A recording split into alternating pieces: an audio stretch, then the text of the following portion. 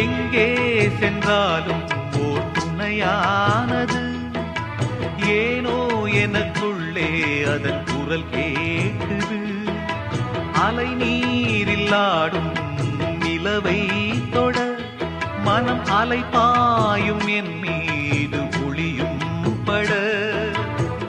தொடர்ந்து வந்த நிழல் அது எனக்கு நல்ல துணை அது.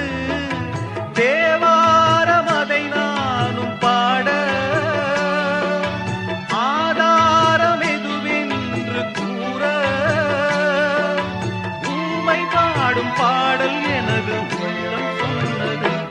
இந்த புல்லை கூட பாட வைத்த புல்லாங்குழல், இந்த கல்லை கூட வணங்க வைத்த கலை தேவதை.